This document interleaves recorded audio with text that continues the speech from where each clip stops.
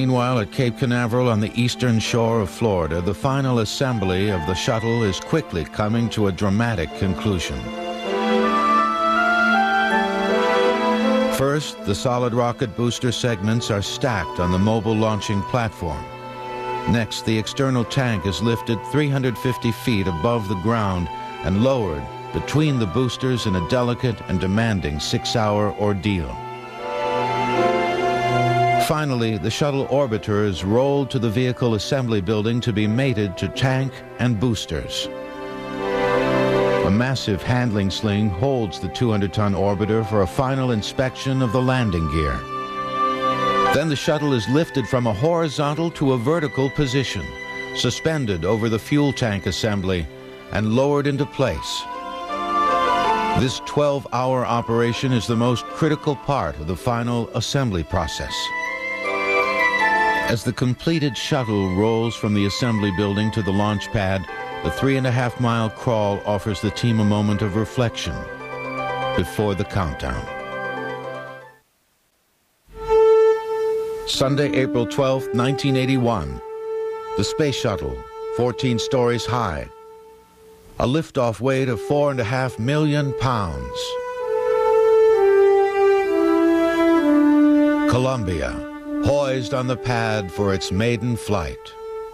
Its 54.5-hour mission to prove the practicality of claiming the space frontier. An American spaceship has never carried a human crew on its first voyage. Columbia will leave planet Earth with a pair of highly trained explorers. Commander John Young with 533 hours in space. He is the most experienced astronaut in the American space program. Pilot Robert Crippen. This will be his first experience in space.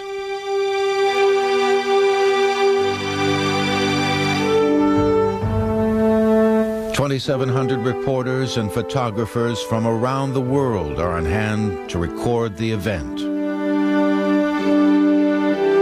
Over 600,000 spectators surround the Kennedy Space Center. T-minus 10, 9, 8, 7, 6, 5, 4. We've gone for main engine start.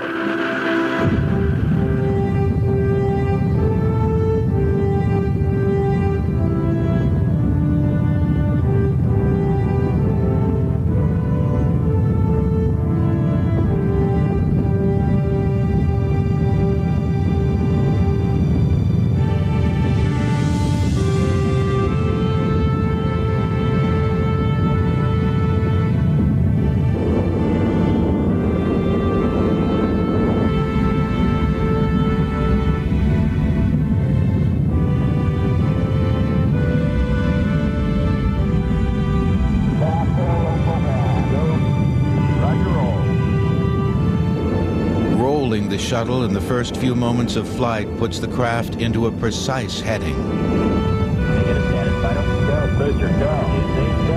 Go 40, Captain. Columbia, Houston, you're going 40. 40 seconds into flight, the Columbia is too high for the astronauts to safely use their ejector seats. This is the point of no return. Roger, Columbia, on the nice ride. You're lofting a little bit, so you'll probably be slightly high in stage. Negative seats. Columbia, you're negative seat. It's the SIV set flight. The fuel expended, the solid rocket boosters are released and fall back to Earth. Columbia, you're looking a little hot. All your calls will be a little early. Okay.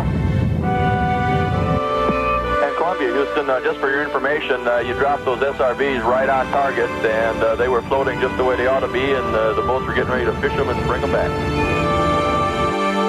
The boosters are recovered 150 miles from the launch site. Towed back to land, they will be refurbished and used again. On the shuttle, another main engine blast takes the craft to an altitude of 172 miles with 42 million horsepower. Before the main engine cut off and release, the ship will be cruising at 18,000 miles per hour. Columbia, Houston, you guys did so good, we're going to let you stay up there for a couple of days. You're go for on orbit. This maiden flight of Columbia demonstrated the space shuttle's ability to facilitate scientific experiments and satellite maintenance. Future missions will be able to release high-tech equipment cheaper and with more accuracy of position than ever before achieved. Earth studies will also be enhanced with information gathered from the unique perspective of space. 500 enhanced images of Earth were captured on the first flight alone. Sand dunes 1,500 feet high. Islands. The soaring height of the Himalayas. Wide expanses in Iran, exposed to devastating wind erosion.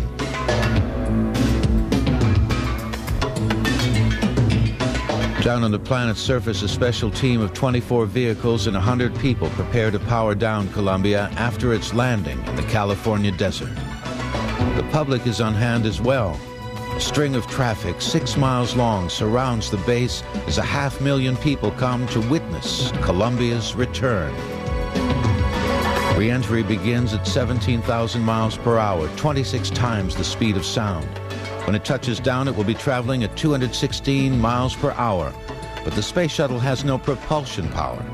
As it glides back into the atmosphere, it must land on the first attempt. And John, we're showing you rolling right. Looking good. Right, normal roll. Okay, the gear is coming down at 270.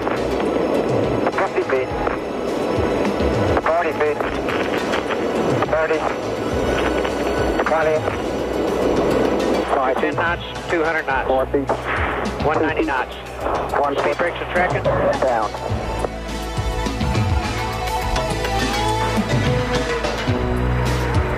Fresh from space, Mission Commander John Young shared his jubilation. I can't tell you what a tribute that is to the American working man and the American working woman, too. You can't imagine the variety of people who worked on this vehicle, from all walks of life, all capabilities and limitations. It's all due to their individual efforts.